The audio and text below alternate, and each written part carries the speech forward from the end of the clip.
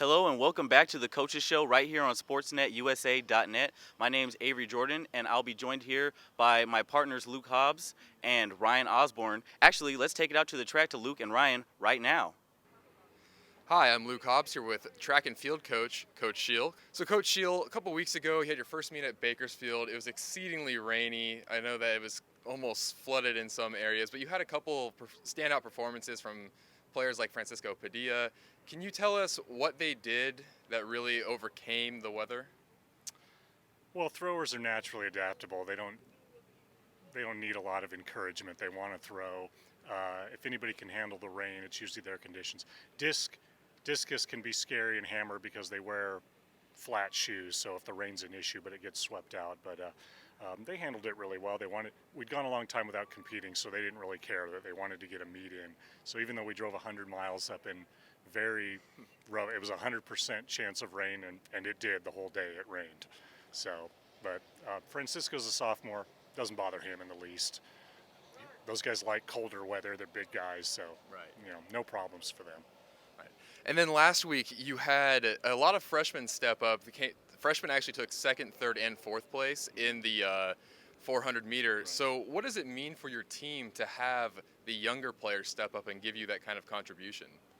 Well, it's very important by the fact that as a junior college, we only get them for 2 years. So you want them performing well right away, and we had hoped they would. And those three have been working very hard for us. It's great. They're local guys. Raymond's from Fullerton, Jackson's from Valencia, Tommy Bowie's from Valencia. So it's nice to get local kids coming to run for us. And early in the season, we're pretty happy with that performance. And you're as a coach, you're already looking down the road. I'm already thinking about them for the rest of this year, and then how good we can be next year with them. Right. So that's good. So last season we had the freshman Justin Walker. He really came out and just lit things up, All-American in the long jump. What are you expecting from him this season? Pretty much more of the same. With an athlete as good as Justin, who's coming out of football, of course, he's already exceptional. He goes as far as he wants to go. I mean, we can coach him, but he's doing the work. So he was actually a double state qualifier, 110 high hurdles and the long jump. He's also on our short relay, so he's a gifted kid. He's 6'5", 6'6". We could probably put him in a few more events, but we have to kind of control that. So more of the same, keeping him interested. You can hear him behind me right now. So, but more of the same. We expect him. He won't be happy with anything less than the state meet, and then he's a very competitive person. So that's something you can't teach. He's either got it or he doesn't have it, and he's got it. So. All right, and one last question. He was the breakout star of the team last year. Who can we expect to have a breakout this season? Well, luckily I have more to choose from. So the team was small last year, so Justin was the standout. But again, this year, Marquise Rogers, he comes from New Orleans, very good. Raymond Garcia across the street at Fullerton, very talented, 50 point in the 400. So I feel lucky. There's a few that we hope can come around and break out from that. And I'm happy. The team's getting bigger. That's my goal every year, to make us bigger. I want us to have, something like 50, 60 people at least next season. Just trying to get bigger and better and make the local high schools realize that, we're hopefully a force to be reckoned with. All right, thank you, Coach, and good luck at Cal State LA this week. Thanks. We're now being joined by Coach Gina Bevec of the Fullerton College track and field team. Coach Bevec, first OEC competition just took place last week. How did you feel your team did? I thought we did a great job. I thought going out and having a beautiful day and just being able to go and put on a different uniform and go out there and compete, and just everything that we've been working on this whole off season, training really just set us up for a good performance, and we had quite a few big performances for that meet. How do you keep up with so many different events? Well, it's the circus out here, so we you have the sprinters, you have the jumpers, you have the throwers, you have the middle distance. It's just you just kind of as the meet goes on, you just kind of roll from one event to another event, and it's pretty easy. I've been doing it for so long. It's just kind of second nature for me. When you talk about coaching for so long, how did you take your experience as an athlete and translate it to them? I was a student athlete here many years ago, so I'm a product of community college, and I was able to what was given to me here as from my coach. I'm then able to carry it on to this team, And it's just hard work pays off, and it's being responsible and time management skills with your classes. What's your favorite part of coaching these athletes? Seeing them go from the beginning of the season where they have no idea what's going on, and then seeing them at the end and where they flourish far above what they even imagined, and just how they excelled in their sports, and really as themselves, how it brought them out to be a really, great competitor. When you talked about student athlete earlier, how do you keep up with every athlete, make sure that their educational studies are with their athletic training? They have to be a full-time student, so it's their academics. I talk to them every day as we're warming up for practices, seeing how their school is going and what tests it has to that's coming up, and how they're coming along. And we're right in the middle of grade checks right now, so we'll see the first round of how they're going. So monitoring is the best policy for right now. Thank you, Coach Bevec. It's been an honor. You're welcome. Thank you. Right now we're being joined by Cassidy Ninehouse of the Fullerton College track and field team. Cassidy, how did you get into track and field? Well, I've always done cross country since 6th grade, so track's a good way to kind of incorporate some speed workout, and it really helps your distance as a runner. When you talk about being a runner, what's the hardest part of training? Honestly, probably speed, because as a long distance runner, I'm used to kind of setting a pace, and so when the speed's kind of thrown in there, it really kind of changes things up, and it's something I'm not used to. Some people talk about experiencing that runner's high as a long distance runner. Do you get that sometimes? I've gotten that during longer races, anytime kind of over 10 miles, because after that you kind of just don't feel the pain anymore.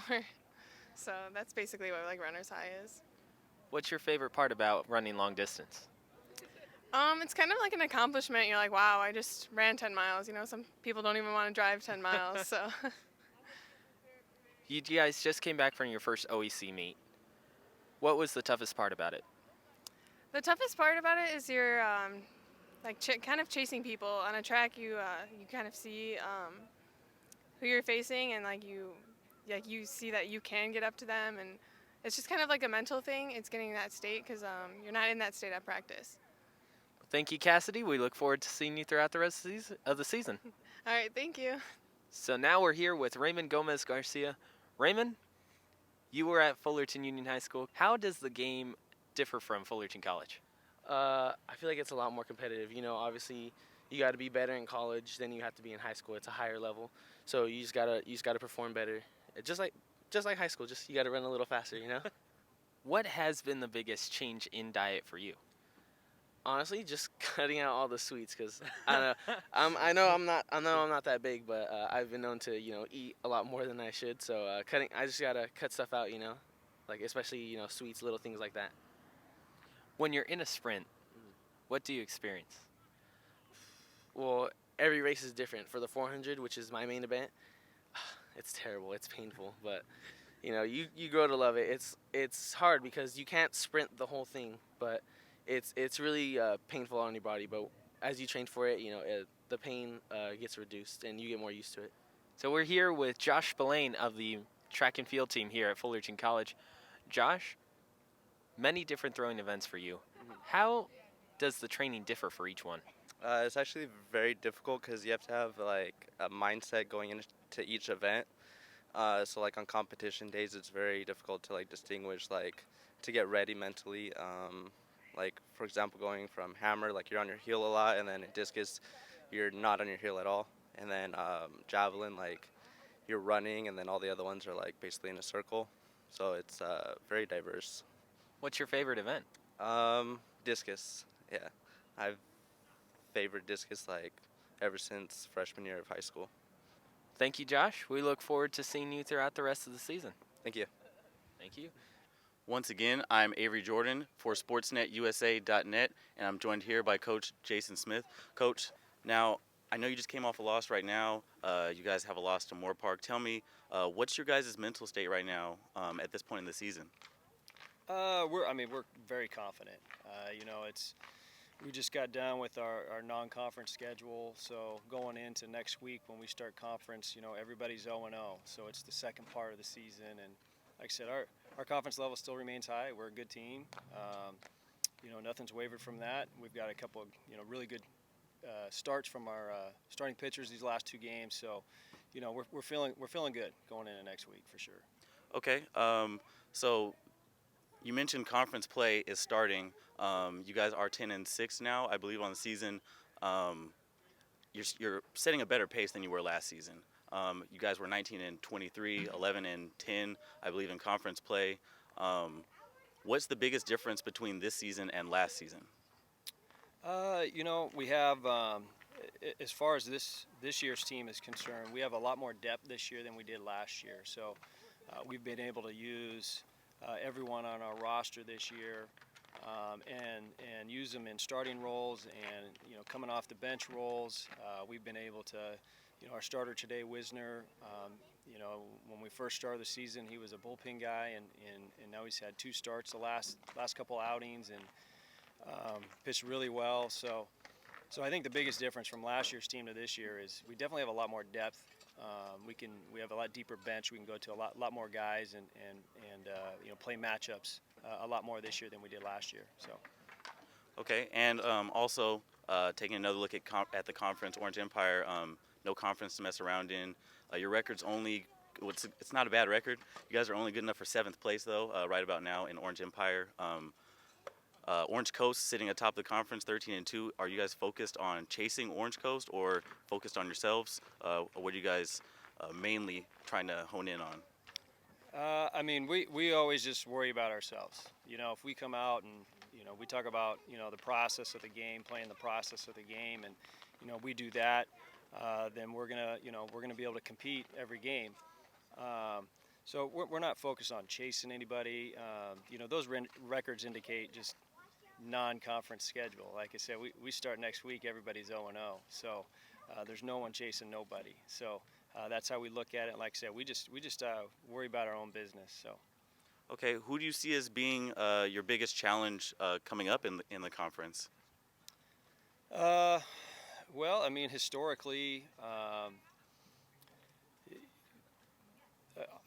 actually, honestly, Orange Empire, it's up for anyone. It's such a competitive level, and we kind of beat up on each other, and like I say, you can look at things right now and at people's records, and you may want to favor some of the teams that might be at the top, but like I said, once you get in conference, it's we just kind of beat up on each other. It's a kind of a war out there. So I don't know if there's really anyone out there that is considered the top team going in. We'll just have to, it's a long year. We'll just kind of have to see how it goes. All right, your next matchup against Irvine Valley College. You guys got 3 games against them. In the last 6 games, you guys are 2-4 against them. They beat you 3 times in a row last season, 9-0 in each game. How do you plan to get off the snide against these guys?